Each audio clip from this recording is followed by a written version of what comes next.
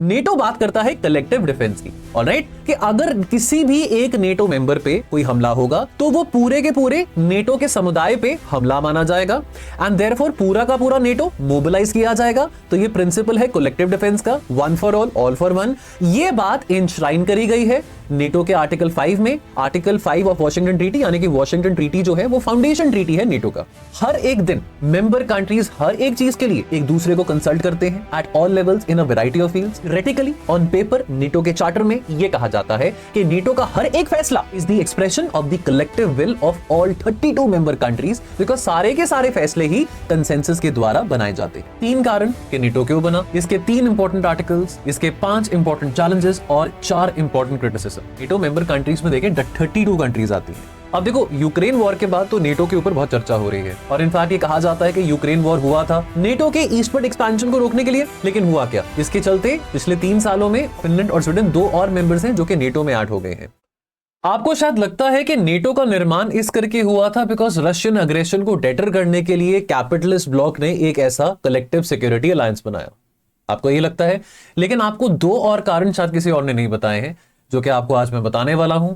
3 कारण कि नेटो क्यों बना, इसके 3 इंपॉर्टेंट आर्टिकल्स, इसके 5 इंपॉर्टेंट चैलेंजेस और 4 इंपॉर्टेंट क्रिटिसिज्म।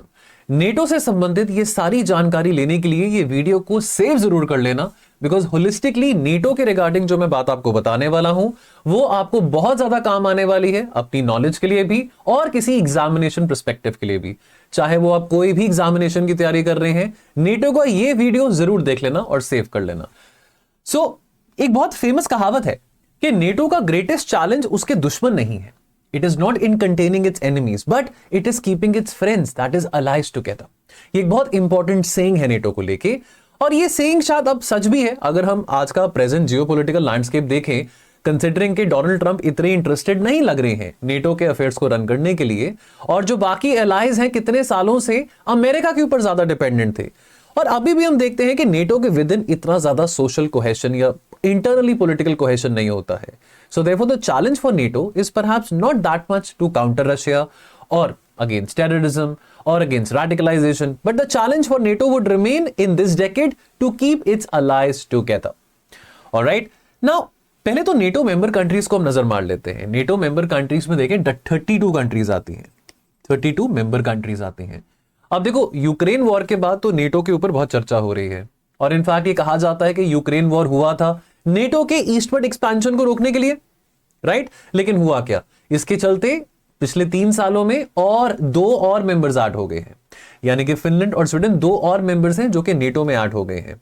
ऑलराइट, सो नेटो के एनलार्जमेंट की बात करें तो मैंने ना यहाँ पे कुछ इंपॉर्टेंट स्निपेट्स इसकी वेबसाइट से निकाले हैं। आप लोग क्या करते हो, आप ना किसी भी ऑर्गेनाइजेशन की वेबसाइट को विजिट नहीं करते हो, और इसी करके बहुत इंपॉर्टेंट इंफॉर्मेशन है जो कि आपको डिफरेंट एग्जामिनेशन में पूछी जाती है, डायरेक्ट वेबसाइट से पूछा जाता है, लेकिन आप उस बात को चूक लेते हो। इस करके किसी भी ऑर्गेनाइजेशन के बारे खुद भी पढ़ रहे हो ना, उसकी वेबसाइट को जरूर नजर मारें। अब देखो वेबसाइट में लिखा हुआ है कि नेटो की membership is open to any other European state in a position to further the principles of this collective defense treaty. Understand one thing, NATO एक political security alliance है और collective defense इसका एक integral component है।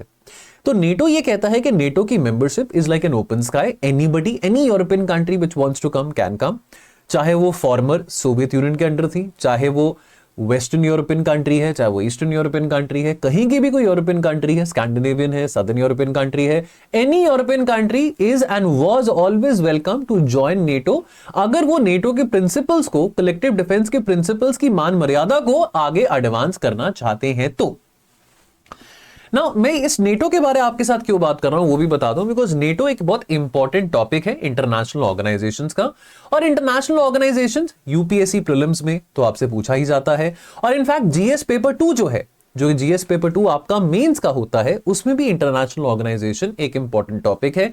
इसके चलते question भी आया है 2023 में, मेंस में क्वेश्चन भी आया था यूपीएससी के पेपर में नेटो से संबंधित। देखो प्रीलिम्स के पेपर में, यूपीएससी का जो प्रीलिम्स का पेपर हुआ था उसमें तो ये क्वेश्चन नेटो का आया था। ऑलराइट, अब इसका क्या आंसर है मुझे कमेंट सेक्शन में बता देना। और मेंस में देखो कि 2023 में एक क्वेश्चन आया था, क्योंकि 2022 के बाद expansion of NATO, containing the expansion of NATO, इसके चलते बहुत बात हो रही थी। Expansion and strengthening of NATO and a stronger US Europe strategic partnership works very well for India. ये 15 मार्क का क्वेश्चन था, 2023 में आया था। तो मींस के रेलेवेंस तो इस टॉपिक की है।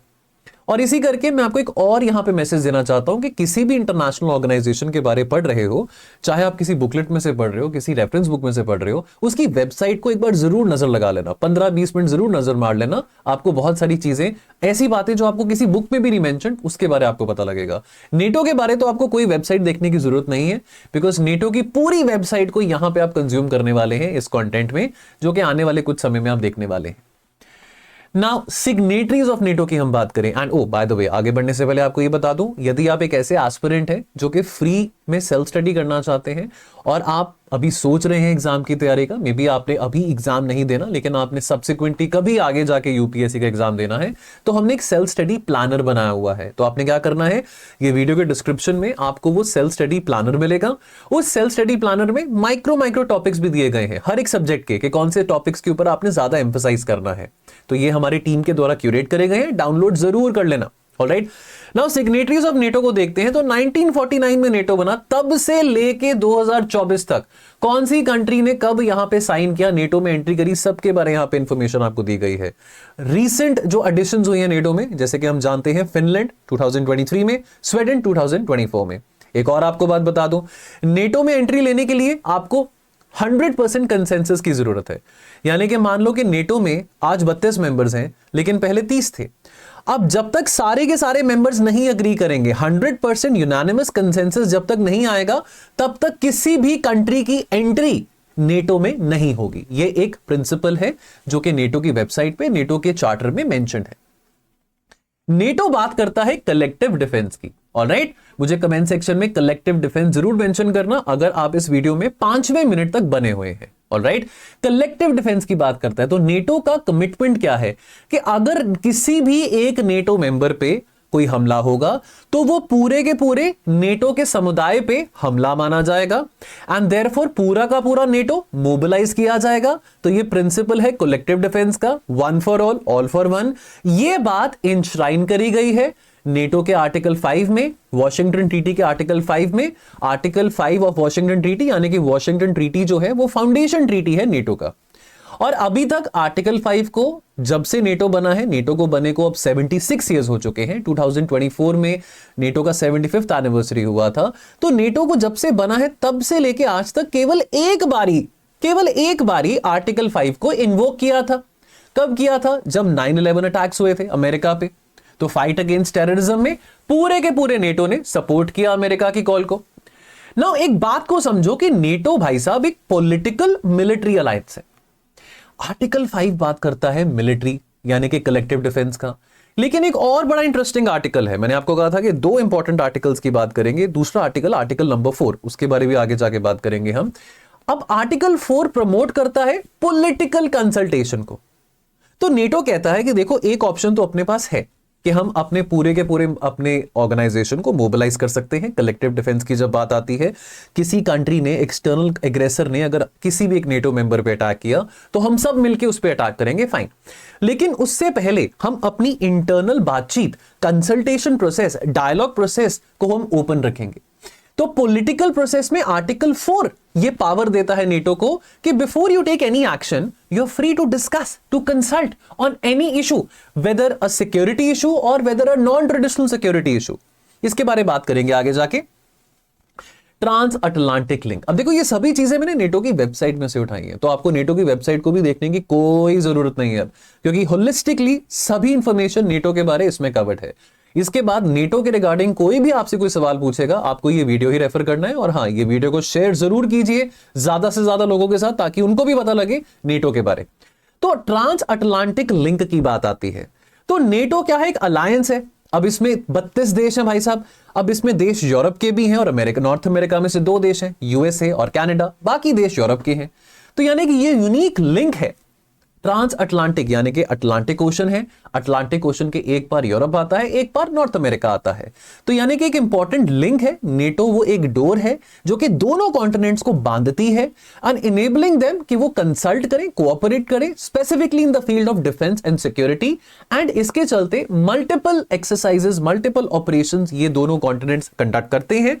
And in fact multiple crisis management operations since 1949 NATO members निभा रहे हैं। 2022 में एक स्ट्रेटेजिक कॉन्सेप्ट इंट्रोड्यूस किया गया था। स्ट्रेटेजिक कॉन्सेप्ट ले डाउन करता है नेटो के कोर टास्क और प्रिंसिपल्स को, उसकी वैल्यूज को, उसके सिद्धांत को बदलते हुए सिक्योरिटी एटमॉस्फेयर में। और ये इत्तेफाक की बात नहीं है कि नेटो का जो स्ट्रेटेजिक कॉन्सेप्ट 2022 में आया, that was in the aftermath after the Russian invasion on Ukraine. और यहां पे 3 इंपॉर्टेंट कोर टास्क को मेंशन किया गया है, आउटलाइन किया गया है। स्ट्रेटेजिक कॉन्सेप्ट में 3 इंपॉर्टेंट कोर टास्क हैं। पहला है डेटरेंस एंड डिफेंस। डेटरेंस की मतलब जब बात आती है, यानी कि आप स्टेक्स को बहुत हाई कर रहे हो फॉर वॉर। यानी कि अगर आपको पता है कि आपके किसी अग्रेसर, आपके एक्सटर्नल एनिमी के हाथ में बहुत हथियार है, जिसके कारण आपके ऊपर बहुत घातक हमला हो सकता है और आपके ऊपर बहुत नुकसान हो सकता है, तो आप भी कोशिश करेंगे कि आप भी अपने डिफेंसेस को स्ट्रॉन्ग करने के लिए वही वेपन्स को और उससे ज्यादा एडवांस रेंज वेपन्स को बनाएं, अक्वायर करें, इंपोर्ट करें, ताकि आपके एनिमी के लिए आप पे हमला करना बहुत घातक हो। तो डेटरेंस की बात आती है, डिफेंस की बात आती है, deterrence and defence. Number 2, crisis prevention and management. देखो, क्राइसिस पहली बात तो कोशिश है कि हो ना, लेकिन अगर हो गया तो उसको हमने मैनेज कैसे करना है और एक क्राइसिस को अवॉइड कैसे करना है, तो क्राइसिस प्रिवेंशन की बात आती है। और तीसरा भैया कलेक्टिव सिक्योरिटी है, तो कोऑपरेटिव सिक्योरिटी। चाहे यूरोप में कोई देश अमीर है, चाहे यूरोप में कोई देश गरीब है, चाहे America is much more wealthier than Portugal और देन इटली और देन ग्रीस, बट जब एक बार सारे के सारे देश एक समुदाय में आ गए, एक ब्लॉक में आ गए, तो सभी को कलेक्टिव सिक्योरिटी, कोऑपरेशन के साथ सिक्योरिटी इंश्योर करनी। हर एक दिन मेंबर कंट्रीज हर एक चीज के लिए एक दूसरे को कंसल्ट करते हैं at all levels in a variety of fields.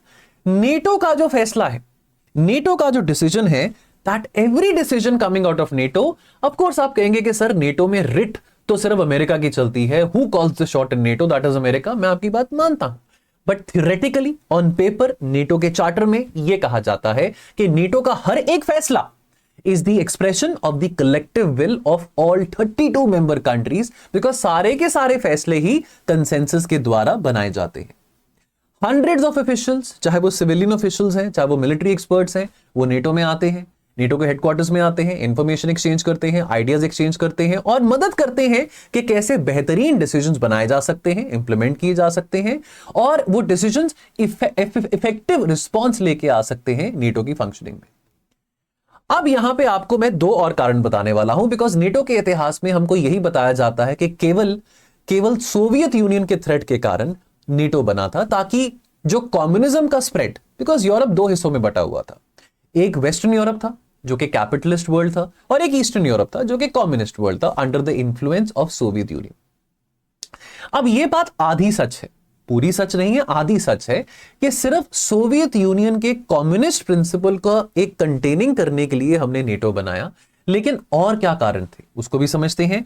तो deterring Soviet expansionism is reason number 1, but the other two reasons. Reason number 2, forbidding the revival of nationalist militarism in Europe. Let us also not forget कि Europe में 2 world Wars हुए, world war 1, world war 2, और 1944-45 के बाद जब world war 2 खत्म होता है तो एक ऐसे यूरोप का निर्माण करना जरूरी था जिसमें यूरोप यूनाइटेड है, एंड देयरफॉर यूरोप की यूनिटी का जिम्मेवारी नॉर्थ अमेरिका ने उठाया कि north American presence, north America कहीं पे भी नहीं था ग्लोबल लैंडस्केप पे अंटिल वर्ल्ड वॉर 2। वो तो only after the attack by Japan on the Pearl Harbor के अमेरिका की एंट्री होती है वर्ल्ड अफेयर्स में। नहीं तो वर्ल्ड वॉर 1 में अमेरिका कहां पे था, वर्ल्ड वॉर 2 में अमेरिका शायद ना आता, अगर अमेरिका को ना लेके आया जाता, जापान अगर सोए हुए शेर को ना उठाता। सो देयरफॉर दूसरा प्रिंसिपल या नेटो की एग्जिस्टेंस का जो दूसरा रीजन है कि नेशनलिस्ट मिलिटरिज्म यूरोप में रिवाइव ना हो, जैसे कि हमने इटली में, जर्मनी में देखा था, इसीलिए अमेरिका की प्रेजेंस यूरोपियन कॉन्टिनेंट पे बनी रहे। एंड थर्ड, यूरोप को अभी पॉलिटिकली इंटीग्रेट होना है। यूरोप में काफी डाइवर्सिटी थी, है, रहेगी, हेट्रोजेनिटी थी, है, रहेगी, लेकिन यूरोपियन पॉलिटिकल इंटीग्रेशन को इंश्योर करने के लिए नेटो बनाया गया था, encouraging European political integration. So let me repeat once again, NATO is not only about security, NATO is a politico-security alliance. ये बात आपको याद रहे। Now, after the World War II, हमने देखा कि यूरोप कितने बुरे तरीके से डेवस्टेट हुआ, और इसको अब इमेजिन कर पाना बहुत मुश्किल है, बिकॉज उस वक्त ना तो आप जिंदा थे ना तो मैं जिंदा था। हमने डॉक्यूमेंट्रीज देखी हैं, हमने यूट्यूब पे वीडियोस देखे हैं, हमने मूवीज देखी हैं, लेकिन बहुत ज्यादा नुकसान हुआ था। लगभग 37 million Europeans, 37 million Europeans had died in this conflict. करोड़ों लोग मारे गए थे, लाखों से ज्यादा लोग सिविलियंस थे, बहुत सारे लोग जो थे आर्मी में से थे, डिफरेंट कंट्रीज की आर्मी में से थे। Refugee camps and rationing dominated daily life. कुछ एरियाज में कुछ एरियाज में infant mortality rates were 1 in 4। कितने सारे बच्चे अनाथ हो गए थे, कितने सारे बच्चों को जिंदा ही मार दिया था। और German city of Hamburg, alone in that city, 500,000 people, 1 million में 10 लाख होते हैं, 500,000 में 5 lakh, 5 lakh people were homeless. गर्मी, सर्दी, बारिश, whatever the मौसम is, they are without any छत, they are without any roof. In addition, the communists, aided by the Soviet Union, they were also threatening elected governments across Europe. एक domino effect देखने को मिल रहा था Europe में कि communism का जो वेव था वो पूरे यूरोप में स्प्रेड हो रहा था। इनफैक्ट फरवरी 1948 में communist party of Czechoslovakia with covered backing from the Soviet Union, उन्होंने ओवरथ्रो करा एक democratically elected government in Czechoslovakia. And in reaction to the consolidation happening in West Germany, because East Germany जो था, let me tell you, World War II में Germany lost the battle against the Soviet, और Soviets ने East Germany को occupy कर लिया था। So Soviets ने ब्लॉकेड किया the Allied control West Berlin in a bid to consolidate their hold on the whole of Germany। तो Germany दो हिस्सों में था, east Berlin, west Berlin. Berlin Germany का कैपिटल है, लेकिन western part of Germany Europe के कंट्रोल में था, अमेरिका के कंट्रोल में था। बट सोवियत यूनियन की कोशिश थी कि पूरे के पूरे बर्लिन को, जो कि जर्मनी का कैपिटल है, उसको ऑक्यूपाई करके रखे। लेकिन फॉर्चुनेटली बाय देन यूएसए ने अपनी traditional policy of diplomatic isolation, जो उसकी ट्रेडिशनल पॉलिसी थी अमेरिका की, डिप्लोमेटिक आइसोलेशनिज्म को, उसको रिजेक्ट कर दिया। अमेरिका ने कहा कि नहीं, अब हम वर्ल्ड अफेयर्स में एंट्री लेंगे। Marshall plan, American funded Marshall plan से अगेन एक तरह से अमेरिका लेजिटिमेट एंट्री बनाता है वर्ल्ड अफेयर्स में और यूरोपियन अफेयर्स में। यूएस फंडेड मार्शल प्लान को हम यूरोपियन रिकवरी प्रोग्राम भी कहते हैं, और एक जरिया था जिसके जरिए इकोनॉमिक स्टेबलाइजेशन लेके आने की कोशिश थी अमेरिका की with in Europe, European states.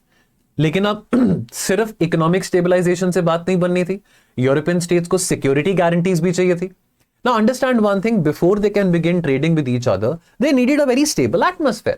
They needed a very stable environment, जहां पे एक दूसरे के साथ वो ट्रेड वाकई में कर सकते हैं without any fear of attack और without any fear of aggression. And therefore, military cooperation and security की जिम्मेवारी भी अमेरिका ने ली। अमेरिका ने कहा कि चलो मार्शल प्लान के जरिए इकोनॉमिक रिकवरी और स्टेबलाइजेशन, रिकवरी एक बात होती है, स्टेबलाइजेशन एक बात होती है, कि हमने वो यूरोप को दे दिया। लेकिन दूसरा जो चैलेंज था सिक्योरिटी का, सिक्योरिटी और पॉलिटिकल प्रोग्रेस का, उसकी गारंटी भी अमेरिका ने दी।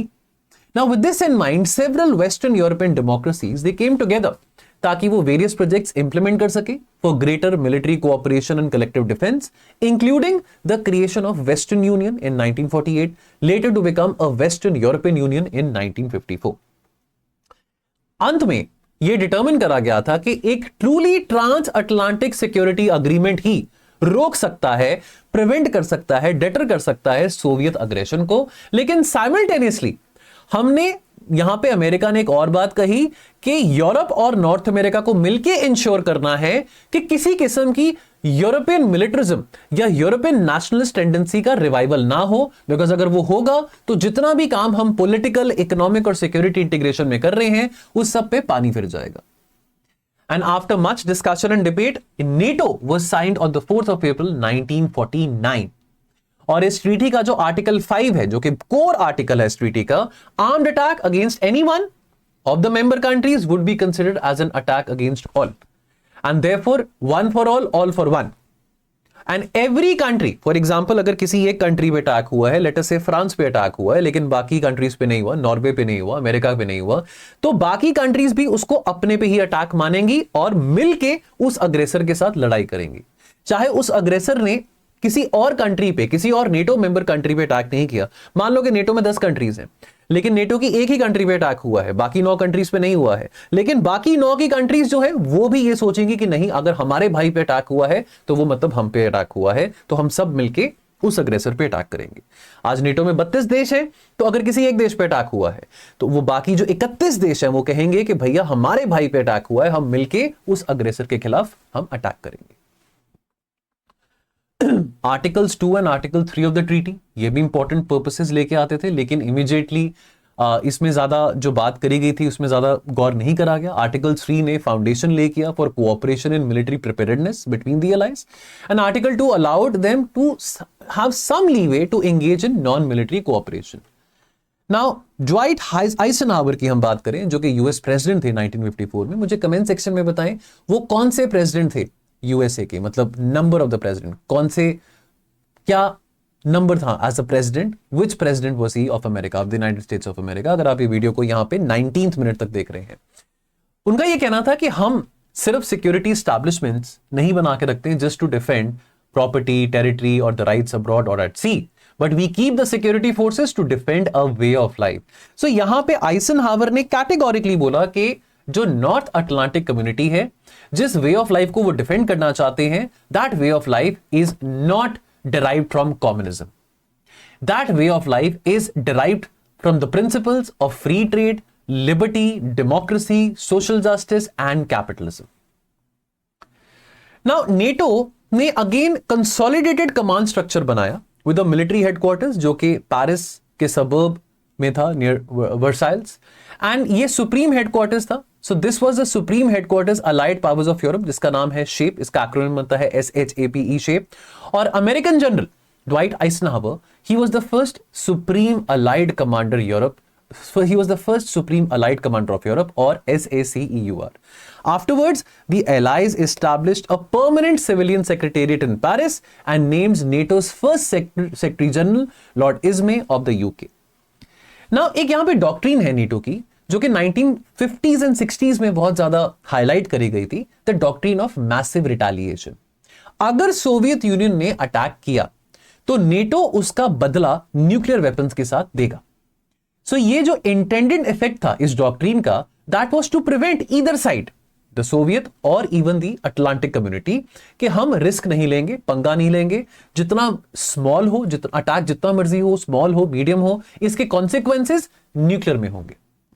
तो साइमल्टेनियसली मैसिव रिटेलिएशन की जब बात आ गई तो इसके कारण मैसिव रिटेलिएशन का यहां पे इनग्रेन करके all the trans Atlantic community members they were like secure कि कोई बात नहीं, अब सोवियत यूनियन हम पे अटैक करेगा नहीं, क्योंकि करेगा तो हम भी उसको न्यूक्लियर रिटेलिएशन से मार गिराएंगे.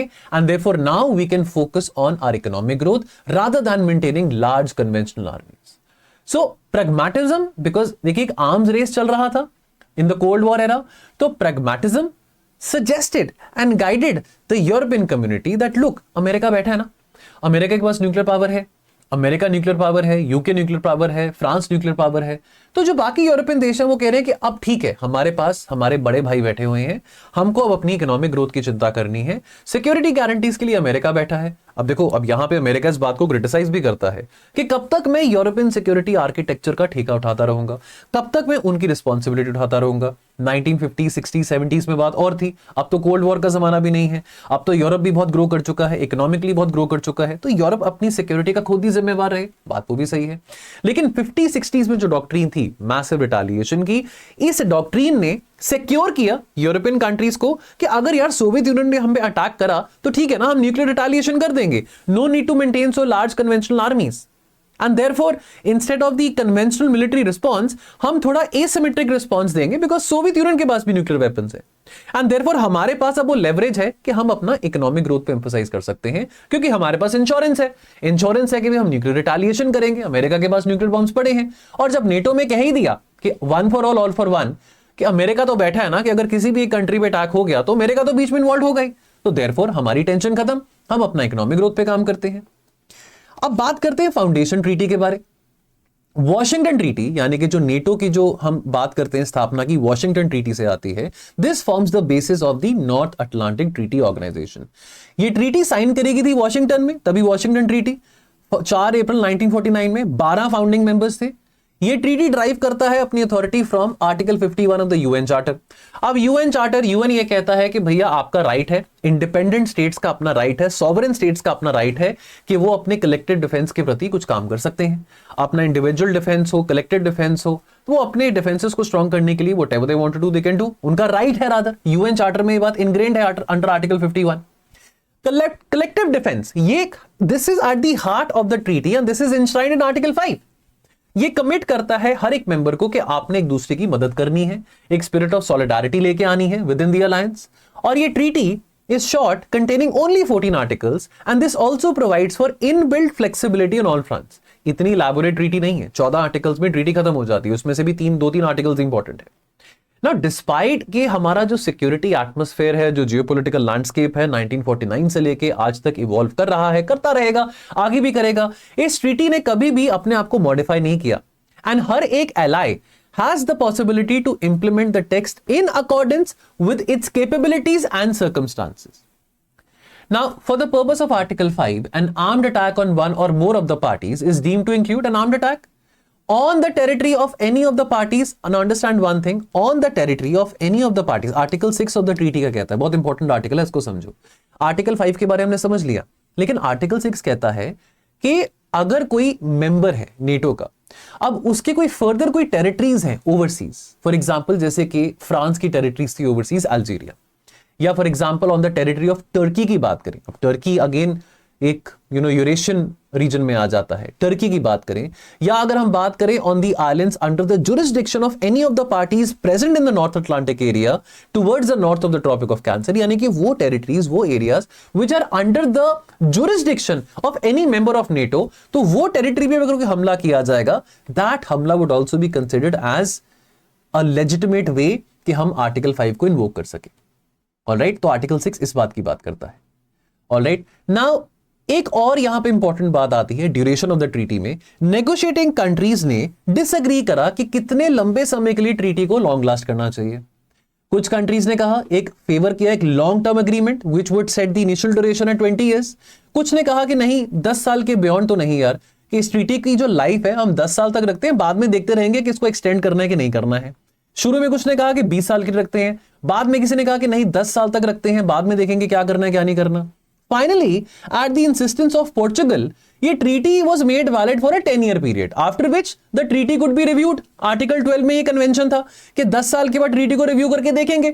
1949 में बना, 1959 में रिव्यू करके देखेंगे, and only after the treaty had been in force for 20 years, यानी कि 1949 में ट्रीटी बना, 1969 तक can a member withdraw from the organization, यानी कि 20 साल अब जब ट्रीटी बनी है उस दिन से लेके आने वाले अगले 20 साल तक जो मेंबर कंट्री नेटो में है वो विड्रॉ नहीं कर सकता। लेकिन आज तक मजे की बात यह है, ये दोनों प्रोविजंस का कभी भी किसी मेंबर ने इस्तेमाल नहीं किया, क्योंकि ट्रीटी को ना तो रिव्यू करा गया है आज तक और ना ही किसी मेंबर स्टेट ने विड्रॉ करा है फ्रॉम नेटो। उल्टा नेटो में और मेंबर्स ऐड ही होते रहे हैं। 12 मेंबर्स थे 1949 में, 2025 तक आते आते 32 मेंबर हो चुके हैं। अब स्टेटस ऑफ कॉलोनियल टेरिटरीज की बात आती है, बिकॉज इसमें से नेटो जो कंट्रीज है, फ्रांस है, बेल्जियम है, यूके है, इनके कई सारी कॉलोनीज थी across the world. Now status of the colonial territories ये एक बहुत बड़ा बोन ऑफ कंटेंशन था, बिकॉज आर्टिकल 6 में मैंने आपको बताया कि यहां पे एक प्रोविजन है कि अगर किसी भी कंट्री ने, किसी भी अग्रेसर कंट्री ने नेटो मेंबर कंट्रीज की किसी आउटसाइड टेरिटरीज पे अटैक किया या कोई ऐसी टेरिटरीज पे अटैक किया जो कि उसकी जुरिसडिक्शन में है, and that also any territory towards the north of the Tropic of Cancer, तो वो भी उस मेंबर स्टेट के ऊपर ही हमला माना जाएगा। अब यहां पे क्वेश्चन है कॉलोनियल टेरिटरीज का। फ्रांस ने कहा कि अल्जीरिया जो कि अफ्रीकन कंट्री है उसको भी इंक्लूड किया जाए। बेल्जियम ने कहा कि Congo, democratic Republic of Congo, उसको भी इंक्लूड किया जाए बिकॉज कॉन्गो बेल्जियम की कॉलोनियल टेरिटरी थी। लेकिन अमेरिका और कनाडा किसी भी कॉलोनियल टेरिटरी को इंक्लूड नहीं करना चाहते थे। उनका मेन कंसर्न यह था कि NATO would end up having to resolve all the problems of the colonies as well, कि हम उस भसड़ में नहीं पड़ना चाहते हैं, उस चक्कर में नहीं पड़ना चाहते हैं कि हमको उनकी प्रॉब्लम्स भी रिजॉल्व करनी पड़ेंगी। बिकॉज जो नेटिव पॉपुलेशन है ओवरसीज टेरिटरीज की, हम उनकी अगर प्रॉब्लम्स में पड़ गए तो ट्रांस अटलांटिक का जो आइडिया है वो तो डाइल्यूट हो जाएगा, जो ट्रांस अटलांटिक कम्युनिटी की बात आती है। अल्टीमेटली जो ड्राफ्टर्स थे उन्होंने फ्रांस की रिक्वेस्ट को ग्रांट कर दिया, क्योंकि फ्रांस अब एक परमानेंट 5 मेंबर में भी आ जाता है कि हाँ अल्जीरिया को इंक्लूड कर लेंगे हम as a colonial territory under NATO, लेकिन ये जो डिमांड थी बेल्जियम की कॉन्गो की इंक्लूड करने की उसको नहीं करेंगे। अब बात करते हैं स्ट्रेटेजिक कंसेप्ट ऑफ नेटो की। ऑलराइट, बाय द वे अगर अभी भी वीडियो में बने हुए हैं, मैं फिर से आपको बताना चाहता हूं गाइस कि अभी डिस्क्रिप्शन में जाके क्लिक करें, सेल्फ स्टडी प्लानर है, माइक्रो टॉपिक्स है, जिसका आपको बहुत ज्यादा रेलेवेंस होगा अगर आप यूपीएससी की तैयारी कर रहे हैं, करना चाहते हैं, कभी आने वाले समय में पेपर देना चाहते हैं। वीडियोस देख रहे हो, सेल्फ स्टडी करो, सेल्फ स्टडी करके बिल्कुल एग्जाम निकलते हैं, चाहे वो एसएससी के हैं, बैंकिंग के हैं, यूपीएससी के हैं। हम आपके साथ एक प्लानर बना रहे हैं, प्लानर बना के हमने डिस्क्रिप्शन में डाला हुआ है। हमने साथ के साथ और भी कुछ टॉपिक वाइज हमने चीजें डाली हुई हैं, प्लीज उसको डाउनलोड जरूर कर लेना। ओके, स्ट्रेटेजिक कंसेप्ट सेट करता है नेटो की स्ट्रैटेजी के गोल्स को। यह आउटलाइन करता है कि नेटो का एंड्योरिंग पर्पस क्या है, उसका नेचर क्या है, इसके फंडामेंटल सिक्योरिटी टास्क क्या है, और क्या चैलेंजेस और अपॉर्चुनिटीज आ सकती हैं बदलते हुए सिक्योरिटी के वातावरण में, सिक्योरिटी एनवायरनमेंट में। अब इसमें कुछ इंपॉर्टेंट एलिमेंट्स की बात करी गई है जो कि नेटो की अप्रोच को डिफाइन करता है टुवर्ड्स कलेक्टिव सिक्योरिटी, और कुछ गाइडलाइंस की बात करी गई है जो कि पॉलिटिकल और मिलिट्री अडॉप्शन की बात करता है। तो मोटे तौर पे जो स्ट्रेटेजिक कंसेप्ट्स है ये इक्विप करते हैं नेटो को कि वो प्रेजेंट सिक्योरिटी थ्रेट्स के साथ कैसे डील कर सकते हैं, और क्या क्या चैलेंजेस जो आ रहे हैं उसके साथ कैसे डील कर सकते हैं, और कैसे वो गाइड कर सकते हैं पॉलिटिकल और मिलिट्री डेवलपमेंट को, ताकि वो आज के चैलेंजेस को डील करने में सक्षम हो और कल के लिए बेहतर तैयार हो। तो नेटो के इंड्योरिंग पर्पस को रिटरेट करते हैं। नेटो कोई साल, 2 साल, 10 साल, 20 साल, 30 साल वाला अलायंस नहीं है, लंबे समय तक चलने वाला अलायंस है। बिकॉज फंडामेंटली जो कलेक्टिव सिक्योरिटी, डेटरेंस और डिफेंस की बात नेटो करता है वो आगे भी करता रहेगा, चाहे सिक्योरिटी लैंडस्केप कैसा मर्जी इवॉल्व होता रहे। अब इसको रिव्यू किया जाता है to address changes in the global security environment, because अभी सोवियत यूनियन तो नहीं है, 1949 में था। 1960s और 70s का जो माहौल था वो अब से डिफरेंट है। अब चाइना राइज कर रहा है, रशिया ऑफ कोर्स एक इरिटेंट है यूरोप के लिए, अटलांटिक कम्युनिटी के लिए। तो बदलते सिक्योरिटी एनवायरनमेंट को रिव्यू किया जाता है और इंश्योर किया जाता है कि नेटो अपना काम कर सकता है, अपने जो की टास्क हैं वो फुलफिल कर सकता है और अपने कोर टास्क के ऊपर कॉम्प्रोमाइज नहीं करेगा, making growth and adoption permanent features for the alliance. ना जो करंट स्ट्रेटेजिक कंसेप्ट है 2022 का, वो रीफर्म करता है नेटो के इंपॉर्टेंट पर्पस को, कि उसका इंपॉर्टेंट पर्पस एक है कलेक्टिव डिफेंस को इंश्योर करना अपने हर एक मेंबर के लिए based on the 360 degree approach. और यहां पे 3 एसेंशियल कोर टास्क को आउटलाइन किया गया है। Deterrence and defence number 1, crisis prevention and management number 2, and cooperative security number 3। Over the period of time NATO और जो बाकी दुनिया है they have developed in ways जो कि नेटो के जो निर्माता थे, जो फाउंडर्स थे, वो कभी भी इमेजिन नहीं कर सकते थे, और ना ऑब्वियसली इमेजिन करना पॉसिबल था। लेकिन ये changes they have been reflected in each and every strategic document जो नेटो ने 1949 से लेकर आज तक प्रोड्यूस किया है। नाउ नेटो का 2030 एजेंडा हो, या 2021 में स्ट्रेंथन रेजिलियंस कमिटमेंट स्टेटमेंट हो, या 2022 का स्ट्रेटेजिक कंसेप्ट हो, इन सभी एग्रीमेंट्स में, डॉक्यूमेंट्स में स्ट्रेस किया जाता है of importance of adopting a more integrated and better coordinated approach for resilience with in the alliance. चाहे वो अगेंस्ट रशियन अग्रेशन हो, चाहे वो अगेंस्ट टेररिज्म हो, या चाहे वो in support of NATO partners हो, ताकि वो इंटरफेरेंस और अग्रेशन को from any other country counter कर सके। Then partnering with non NATO countries, ये इंपॉर्टेंटली 21st सेंचुरी का एक बहुत इंपॉर्टेंट फंडामेंटल गोल बन चुका है, ऑब्जेक्टिव बन चुका है नेटो का, कि नॉन नेटो कंट्रीज के साथ, बाकी संस्थाओं के साथ भी कोऑपरेट करना उतना ही जरूरी है जितना जरूरी इस नेटो के कोर ऑब्जेक्टिव्स को अपहोल्ड करना है।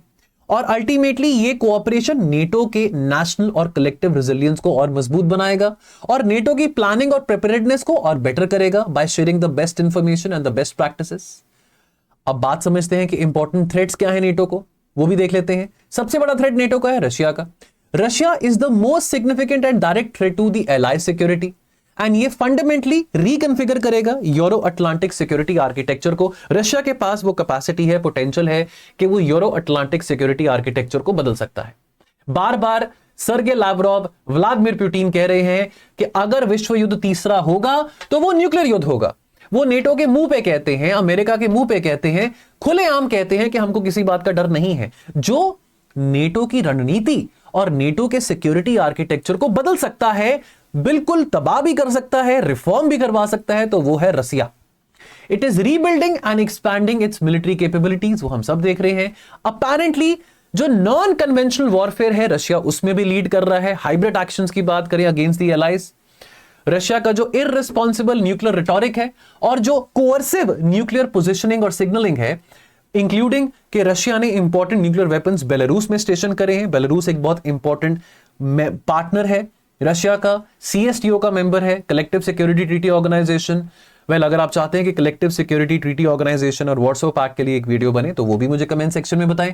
अगर इस वीडियो पे 100 कमेंट्स आते हैं तो हम वो हर एक बात करेंगे जो आप वो कमेंट में चाहते हैं करने के लिए, चाहे वो वीडियो बनाना हो या चाहे वो जो आपको मैंने क्वेश्चन पूछे उसके प्रति आंसर हो। बिकॉज हमें आपके कमेंट्स मोटिवेशन देते हैं कि हम जो काम कर रहे हैं शायद कुछ ऐसा काम करें जिसके कारण आपकी लाइफ में सुधार आ रहा है और उस काम को हम सही लोगों तक पहुंचा पा रहे हैं। एंड देयरफॉर हमें वही प्रेरित करता है कि हम और ज्यादा मेहनत करें और ज्यादा बेहतरीन कंटेंट आपके सामने लेके आए। कमिंग बैक, अब नेटो का अभी भी डिटर्मिनेशन है कि वो रशिया के अग्रेसिव एक्शंस को कंटेन करना चाहता है, कॉन्टेस्ट करना चाहता है और उसकी एबिलिटी को भी काउंटर करना चाहता है कि वो किसी किस्म की डिस्टेबलाइजिंग एक्टिविटी करके तो दिखाए, नेटो उस चीज का नामो निशान मिटा देगी। देन सबसे बड़ा थ्रेट, जो दूसरा थ्रेट है, वो है आतंकवाद का। आतंकवाद के जरिए और आतंकवाद के प्रति नेटो की लड़ाई 2001 से रही है, जब अलकायदा ने, ओसामा बिन लादेन के लोगों ने अमेरिका पे अटैक किया, वर्ल्ड ट्रेड सेंटर पे अटैक किया। आतंकवाद हर एक रंग रूप पे is the most direct asymmetric threat not only to the security of the sovereign states of NATO but also to the citizens living in the NATO countries, in the NATO member states.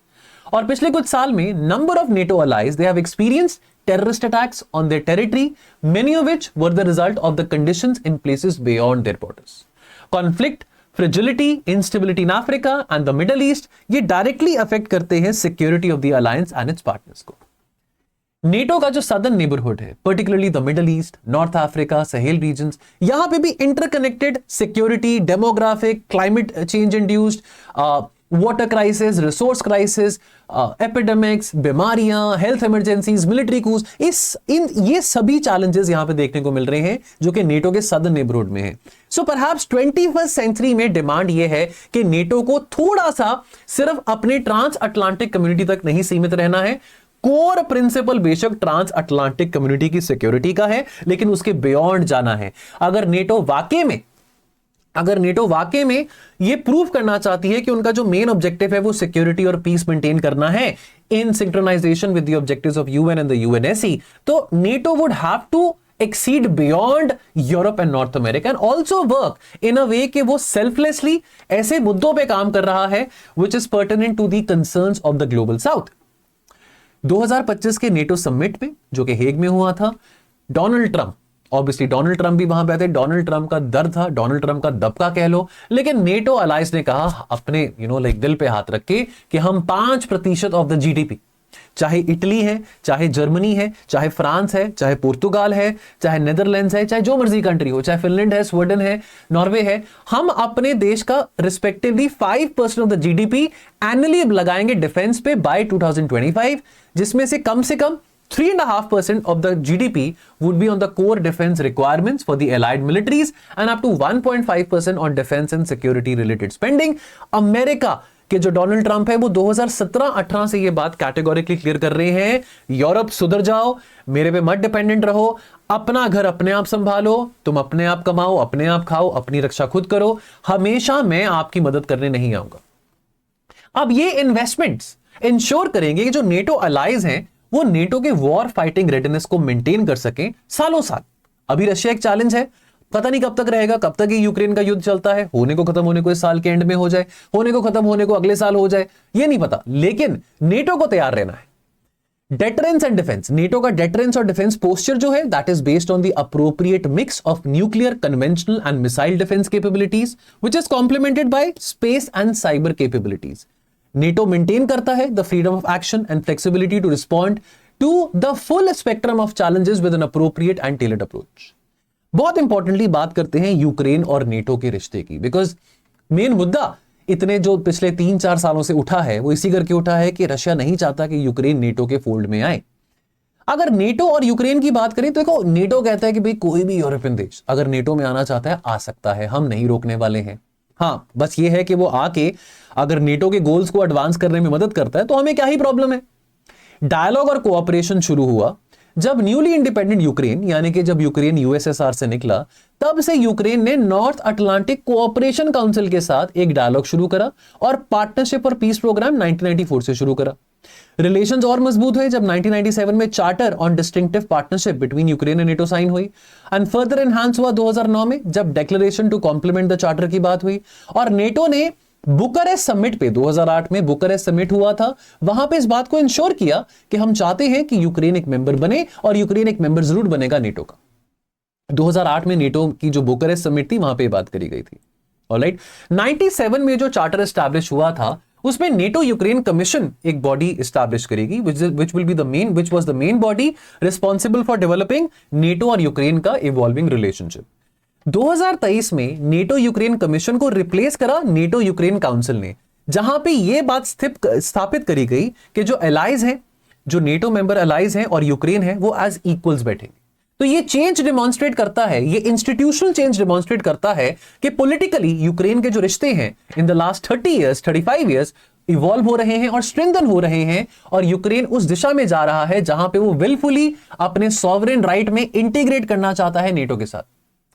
2016 में जो Warsaw summit हुआ था, NATO का practical support was set out in the comprehensive assistance package. Warsaw यानी कि Poland की राजधानी, तो वॉर्सो एक अगर हम बात करें द वॉर्सो डिक्लेरेशन की, जो 1955 में जो एक ब्लॉक बना था द वॉर्सो पैक्ट, हम उस वॉर्सो के साथ कंफ्यूज मत हुए।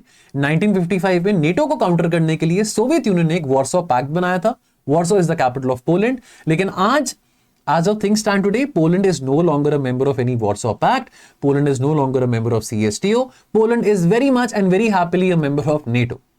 Now, NATO ने जो 2016 में वॉर्सो समिट हुआ था, वहां पे एक कॉम्प्रिहेंसिव असिस्टेंस पैकेज CAP यानी कि पैकेज यूक्रेन के लिए बनाया था। और मैड्रिड समिट, हम 2022 में स्पेन में जो समिट हुआ था नेटो का, वहां पे अलाइज ने स्ट्रेंथन करा इस कॉम्प्रिहेंसिव असिस्टेंस पैकेज की प्रोविजंस को, ताकि और सपोर्ट यूक्रेन को दी जा सके। 2023 में लिथुएनिया के कैपिटल विल्नियस में जो समिट हुआ, एलाइज ने अग्री किया, नेटो मेंबर्स ने अग्री किया कि वो अगेन ये कॉम्प्रिहेंसिव असिस्टेंस पैकेज पे और काम करना चाहते हैं और इसमें फंड जनरेट करेंगे, फंड प्रोवाइड करेंगे ताकि यूक्रेन को असिस्टेंस मिले, यूक्रेन के डिफेंस सेक्टर को असिस्टेंस मिले और यूक्रेन अपने सिक्योरिटी अरेंजमेंट्स में और सशक्त हो सके। एंड अगेन इस बात की गारंटी दी कि Ukraine will be fully integrated towards NATO in the times to come. चाहे जितना मर्जी प्रेशर हो रशिया का, लेकिन हम इस बात के लिए कि हम बिल्कुल वचनबद्ध हैं कि यूक्रेन डेफिनेटली इंटीग्रेट होगा नेटो में। अलायंस ने रीअफर्म करा कि जो यूक्रेन का भविष्य है in NATO and that they will continue to support in it on its irreversible path, कि ये इरिवर्सिबल पाथ है कि भाई full fledged North Atlantic integration होगा, जो यूरो अटलांटिक इंटीग्रेशन में यूक्रेन डेफिनेटली जगह देखता है और देखेगा। Alright, now under the CAP, NATO has helped Ukraine to transform its security and the defense sector for many years, आगे भी करता रहेगा। NATO की रिप्रेजेंटेशन एंड ऑल्सो यहाँ पे एक स्ट्रेटेजिक लेवल एडवाइस किया है via the NATO representation to Ukraine as well as the NATO headquarters, और प्रैक्टिकल सपोर्ट देने की बात करी है by providing and also assisting in many capacity building programs।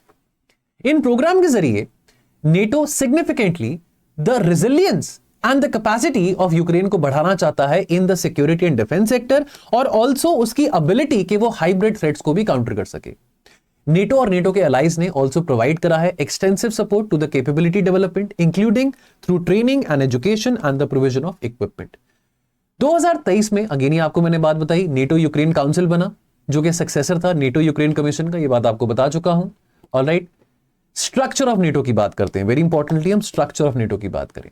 देखो, नेटो अटलांटिक काउंसिल, इसके बारे हम कई बार अब जिक्र कर चुके हैं, ये हाईएस्ट डिसीजन मेकिंग बॉडी है। इसमें 32 मेंबर्स, यहां पे थोड़ा चेंज कर लेना, यहां पे 31 मेंबर लिखा गया गलती से, 32 मेंबर कंट्रीज। 32 मेंबर कंट्रीज के जो रिप्रेजेंटेटिव्स हैं, जो एम्बेसडर्स हैं, वो इसमें आते हैं, वीकली मिलते हैं at ambassador level and periodically at ministerial and साल में एक बार समिट लेवल पे। डिसीजंस, हर एक फैसला कंसेंसस के द्वारा किया जाता है, मतलब जब तक सभी मेंबर्स यूनानिमसली अग्री नहीं करते तब तक वो फैसले को आगे नहीं बढ़ाया जाता है। Then secretary general chief administrative officer है, स्पोक्सपर्सन है नेटो के। He is appointed by the member states for a 4-year period, renewable भी है, रिन्यूएबल 4-year पीरियड है।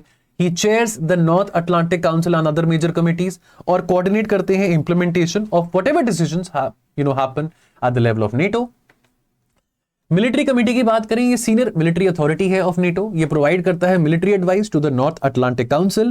This is composed of the chief of defence of all the member countries and this is supported by the international military staff which is a body of military experts. Then NATO के strategic command में allied command operations और allied command transformation, ये दो offices आ जाते हैं। International staff support करता है secretary general को, और किसी किस्म की policy advice, policy coordination, administrative support, इस तरह की सारी सपोर्ट्स नेटो एक्टिविटीज की जो रिलेटेड होती हैं वो सारी की सारी सपोर्ट इंटरनेशनल स्टाफ प्रोवाइड करता है सेक्रेटरी जनरल को। फंडिंग की बात करें, फंडिंग जो है नेटो की वो 3 मेन बजट से आती है। पहला है सिविल बजट, जिसमें administrative cost which is paid by all the members of NATO, then military budget जो कि operational and command expenses है, and then NATO Security Investment Program NSIP, यानी कि जो इंफ्रास्ट्रक्चर और कम्युनिकेशन सिस्टम से रिलेटेड है। आर्टिकल 4 ऑफ नेटो की बात करते हैं। आर्टिकल 4 और आर्टिकल 5 ये नेटो के बहुत इंपॉर्टेंट आर्टिकल्स हैं। आर्टिकल 4 ऑफ द नेटो, इसको अप्लाई करा गया मल्टीपल टाइम्स ऑफ रिसेंटली 2025 में पोलैंड ने इसको फिर इन्वोक किया था, उसके बारे में भी बताऊंगा। इसका पहला एप्लीकेशन 2014 में तब हुआ था जब पोलैंड ने इन्वोक किया था इसको ड्यू टू एस्केलेशंस, जब यूक्रेन में, बिकॉज पोलैंड यूक्रेन नेबर्स हैं, और जब यूक्रेन रशिया के क्राइसिस के चलते जब रशिया ने क्रीमिया को एनेक्स किया था, तब आर्टिकल 4 को इन्वोक किया था। अब आर्टिकल 4 को इन्वोक कब किया जाता है? देखो, आर्टिकल 4 को इन्वोक कोई भी मेंबर स्टेट ऑफ नेटो कर सकता है जब उस मेंबर स्टेट को लगता है कि उसकी अखंडता, उसकी territorial integrity, sovereignty, political independence, स्वतंत्रता, उसकी सिक्योरिटी खतरे में है, खतरे में हो सकती है। एंड दिस आर्टिकल 4 को इन्वोक करके उस मेंबर स्टेट को एक प्रोविजन मिलता है कि वो कंसल्टेशन कर सकता है amongst the other member states. Although इसमें ऑटोमेटिकली आर्टिकल 4 को इन्वोक करके ऑटोमेटिकली कोई मिलिट्री रिस्पॉन्स नहीं इन्वोक किया जाता। जो आर्टिकल 5 के तहत मिलिट्री रिस्पॉन्स इन्वोक करते हैं, वो मिलिट्री रिस्पॉन्स इन्वोक नहीं होता अंडर आर्टिकल 5 के तहत। जो आर्टिकल 5 में मिलिट्री रिस्पॉन्स इन्वोक होता है, आर्टिकल 4 में सिर्फ कंसल्टेशन की बात होती है। Because as I told you कि नेटो एक पॉलिटिको सिक्योरिटी अलायंस है, तो पॉलिटिको में आर्टिकल 4 आ जाता है कंसल्टेशन, और सिक्योरिटी में आर्टिकल 5 जो कलेक्टिव डिफेंस की बात करता है ना। 2014 में पोलैंड ने पहली बार इन्वोक किया article 4 in response to Russia's annexation of Crimea. 2022 में 8 नाटो मेंबर्स ने, बुल्गारिया, चेक Republic, Estonia, Latvia, Lithuania, Poland, Romania, Slovakia, इन्होंने इन्वोक किया जब रशिया ने फुल स्केल इन्वेजन किया यूक्रेन का फरवरी 2022 में। 2025 में पोलैंड ने इन्वोक करा आर्टिकल 4 जब एक Russian drone was found to be interfering into the airspace of Poland, and Turkey ने इन्वोक करा इसको 5 दफा between 2003 and 2020 in the context of situations in Syria and Iraq. All right. Now, why is it applied? Number 1, to consult with the allies. Any member when wants to invoke Article 4, वो basically consultations और discussions initiate कर सकता है अपने security, territorial integrity, political independence के तहत बाकी member states के साथ। नंबर 2, सॉलिडारिटी दिखाने का मौका है। अगर आर्टिकल 4 मेंशन है नेटो का, तो ये एक पॉलिटिकल सिंबल है टू शो दैट ओके, हम सिर्फ कहने को इकट्ठे नहीं है, लेकिन हम, हाँ, अगर जरूरत पड़े किसी मेंबर स्टेट को हमसे कंसल्ट करना है, बाकी मेंबर स्टेट्स के साथ कंसल्टेशन करना है, बातचीत करनी है, तो the alliance is open. Alliance के दरवाजे खुले हैं for any kind of discussion to discuss potential actions. अगर लगता है कि कोई पोटेंशियल एक्शन हो सकता है, अभी ऑटोमेटिकली हमको इन्वोकेशन ऑफ आर्टिकल 5 नहीं करना है, कोई ऐसा एक्शन हो सकता है बाय द एग्रेसर, उसके लिए हम मेंटली प्रिपेयर्ड रहें, अपने डिफेंस को भी प्रिपेयर्ड रखें, तो उसके चलते बातचीत आर्टिकल 4 में हो सकती है। एंड अगेन, अब जो इमर्जिंग फॉर्म ऑफ थ्रेट्स हैं, साइबर क्राइम्स की बात करें, विच ऑल्सो रिक्वायर्स कि नेटो मेंबर्स आप एक दूसरे के साथ मिलकर कंसल्ट करें, तो ऐसे इमर्जिंग थ्रेट्स को और हाइब्रिड थ्रेट्स को भी काउंटर करने के लिए आर्टिकल 4 इन्वोक किया जा सकता है। So remember one thing, important takeaway क्या है? कंसल्टेशन एक बहुत इंपॉर्टेंट पार्ट है नेटो के डिसीजन मेकिंग प्रोसेस का, बिकॉज सारे फैसले नेटो में कंसेंसस ड्रिवन होते हैं। छोटे से छोटा हो, डे टू डे बिजनेस हो, व्हाटएवर इट इज, हर एक चीज के लिए बातचीत की जाती है, कंसल्टेशन किया जाता है, और कंसल्टेशन रीइंफोर्स करता है नेटो के पॉलिटिकल डायमेंशन को। अगेन मैं रिपीट करूंगा, नेटो पॉलिटिको सिक्योरिटी डायमेंशन है, तो पॉलिटिकल डायमेंशन रीइंफोर्स होता है नेटो के प्रिंसिपल से, आर्टिकल 4 से। ऑलराइट, चलिए criticism and challenges of NATO के टुवर्ड्स बढ़ते हैं। तो पहले चैलेंजेस की बात करते हैं। पहला चैलेंज आता है इंटरनल पॉलिटिकल कोहेशन। देखो 32 मेंबर स्टेट्स हैं, सभी के इंटरेस्ट सेम हो, नेशनल इंटरेस्ट सेम हो, सिक्योरिटी इंटरेस्ट सेम हो, जरूरी बात तो नहीं है। हर किसी का अपना अपना डिफरेंट नजरिया हो सकता है इंपॉर्टेंट की इश्यूज पे, इंपॉर्टेंट डिबेट्स पे, और वो होगा भी। तो इंटरनल पॉलिटिकल कोहेशन बनाए रखना अमिट्स डाइवर्जिंग नेशनल इंटरेस्ट, ये एक चैलेंज है नेटो के लिए। Then defence spending and burden sharing. अब अमेरिका का national interest might not cater to the national interest of Greece और that of Italy. America as an economy, Germany as an economy, France as an economy must be very different than, let's say, as Italy or Portugal or Greece or maybe Slovakia or maybe Hungary. So therefore हर एक का अपना अपना objective होगा, हर एक country का अपना अपनी प्रायोरिटीज होंगी, और हर एक कंट्री को आप ये नहीं कह सकते कि भाई आप भी उतना ही बर्डन शेयर करो जितना मैं कर रहा हूं, बिकॉज उनकी प्रायोरिटीज कुछ और हो सकती है। जो थोड़े लेस डेवलप्ड यूरोपियन कंट्रीज हैं, मैं कोई यूरोपियन कंट्री पुअर तो नहीं है, लेकिन जो लेस डेवलप्ड यूरोपियन कंट्रीज हैं वो कहेंगे कि हम इतना % जीडीपी का नहीं दे पाएंगे, हमको अमेरिका प्रेशराइज कर रहा है। तो ये गेन चैलेंज है कि इस बात पे कंसेंसस मेंटेन रखना कि हाँ भैया, अगर हम सब अपनी अपनी जीडीपी का 5% शेयर करेंगे, किसी की जीडीपी 100 रुपए की है, किसी की जीडीपी करोड़ रुपए की है, किसी की जीडीपी लाख रुपए की है, सबको अपनी अपनी जीडीपी का 5% करना है। ऐसा नहीं है कि एक फिक्स बजट हो गया, मान लो कि $1 मिलियन का, ऐसा नहीं है कि हर एक कंट्री को $1 मिलियन करना है, अपनी अपनी जीडीपी का 5% करना है। देन अमेरिका कितना, अब ये बहुत बड़ा चैलेंज है कि अमेरिका इन्वर्ट हो रहा है after the coming of Donald Trump, and America is questioning the existence and the validity of NATO.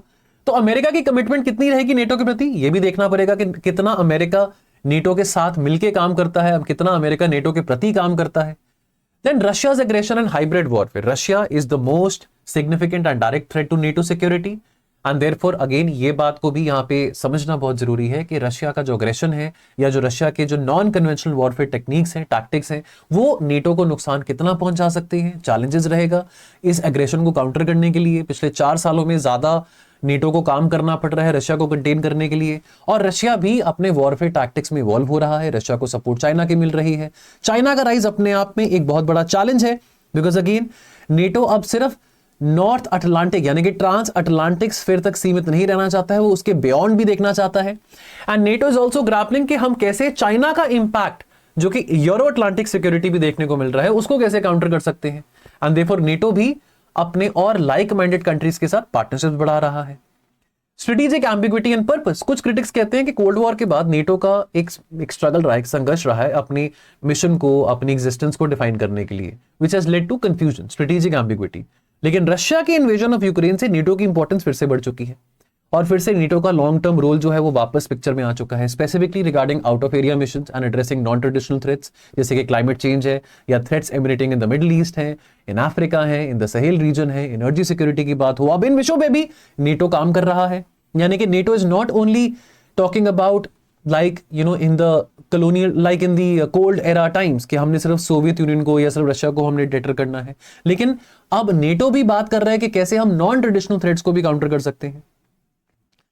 Criticism of NATO में आता है perception of Russian threat. Now there are ongoing internal differences in the perception of Russian threat. जो eastern European allies हैं, they are pushing for a more robust military posture. बाकी कह रहे हैं कि be very cautious, हम Russia से बहुत ट्रेड करते आ रहे हैं, आगे भी ट्रेड करेंगे जब लड़ाई खत्म हो जाएगी। We'll keep on buying some gas and oil from Russia because Germany, Hungary, France, all these countries they were very much economically dependent upon Russia. Then lack of democratic oversight. जो confidential nature है of some NATO planning documents में जो हम देखते हैं, उसमें यह भी समझ आता है कि नेटो के जो डिफेंस प्लानिंग प्रोसेस है, that can lead to lack of public scrutiny and also democratic oversight, कि कैसे डिफेंस बजट्स को एलोकेट किया जाएगा नेशनली।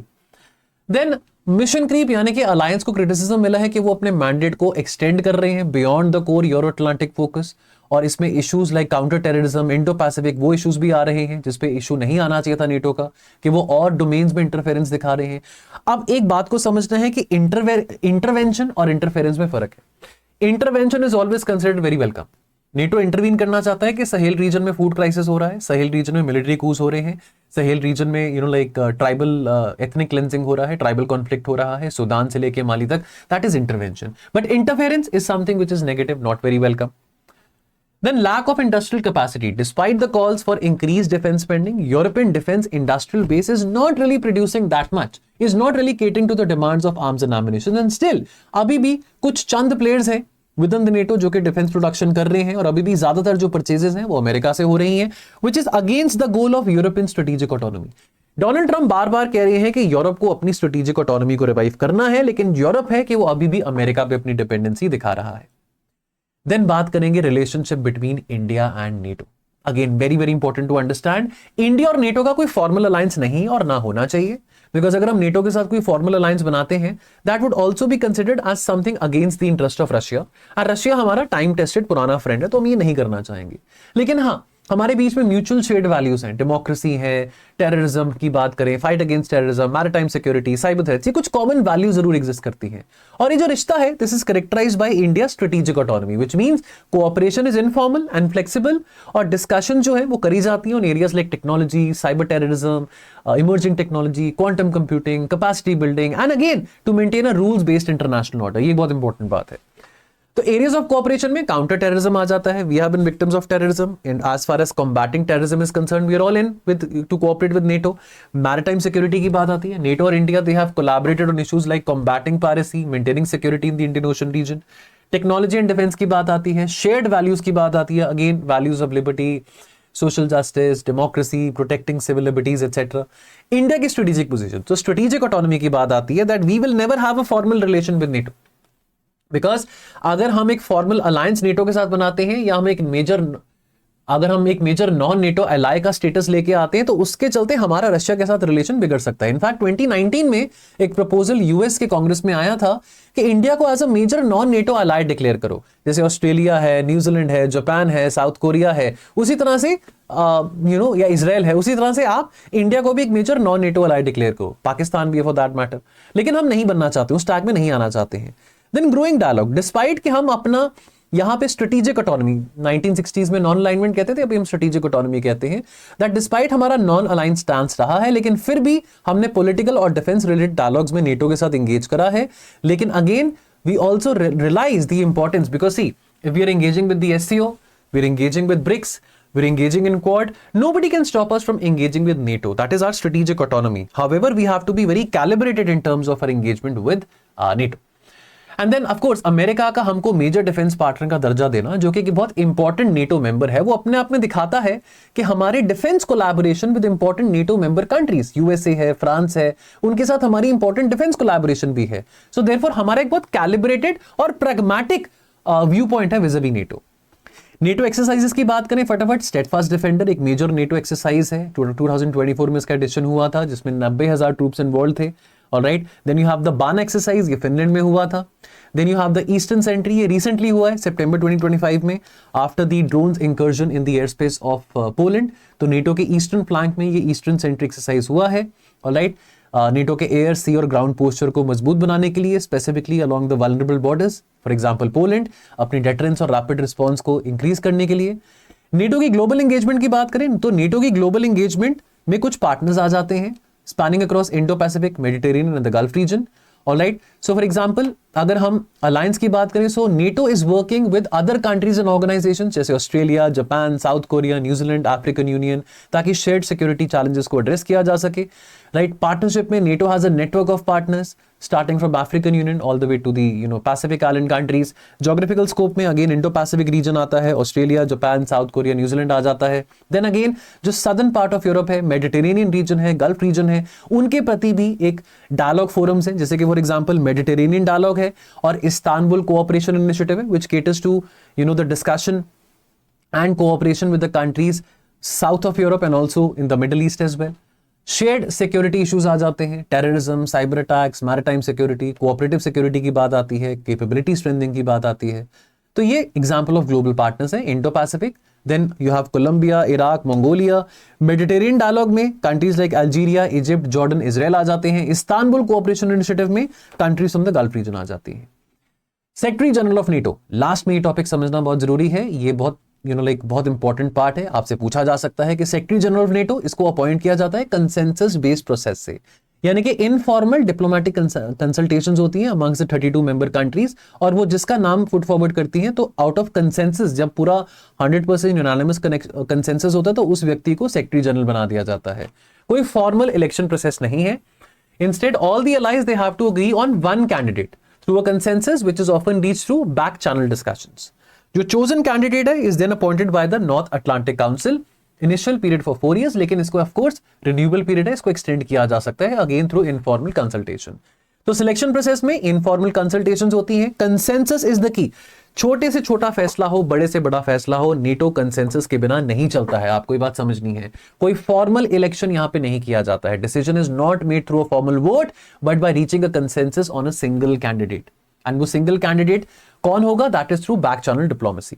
एक बार कंसेंसस बन गया तो कैंडिडेट अपॉइंट किया जाता है बाय द एनएसी, और इसका इनिशियल टर्म 4 साल का है, लेकिन again it can be extended if all the allies unanimously agree by consensus कि हाँ इसको एक्सटेंशन दे देनी चाहिए। सेक्रेटरी जनरल नेटो का टॉप इंटरनेशनल सर्वेंट होता है और उसके 3 प्रिंसिपल रोल्स हैं। Number 1, he is chair of all the major committees which are responsible for steering discussions and facilitating the decision making within NATO नेटो। नंबर 2, वो principal spokesperson है NATO का। And number 3, वो head of the international staff है, जिसका international staff का role क्या है, सेक्रेटरी जनरल को डायरेक्टली और इनडायरेक्टली सपोर्ट करना। तो मार्क रट ये नॉमिनेट करे गए हैं 2024 में as a secretary general, initially for a period of 4 years, and he is the former Dutch prime minister. Alright, 1 अक्टूबर 2024 को ये मतलब बेसिकली सेक्रेटरी जनरल बने हैं नेटो के, एंड ऑल्सो 2024 में 75 years नेटो के कंप्लीट हुए थे। So friends, this brings us towards the end of the video. मुझे आप कमेंट सेक्शन में जरूर बताना कि ये नेटो का वीडियो आपको कैसा लगा। हम ऐसे और वीडियोस बनाते रहेंगे। और अगेन वंस अगेन प्लीज जो हमारा सेल्फ स्टडी प्लानर है, जो माइक्रो टॉपिक्स हैं जो इंपॉर्टेंट है आपके यूपीएससी प्रिपरेशन में, उसको डाउनलोड जरूर कर लेना। आप जब भी यूपीएससी की तैयारी कर रहे हैं, ये टॉपिक्स हमेशा आपको काम आने वाले हैं। Alright, so see you very soon. Thank you so much.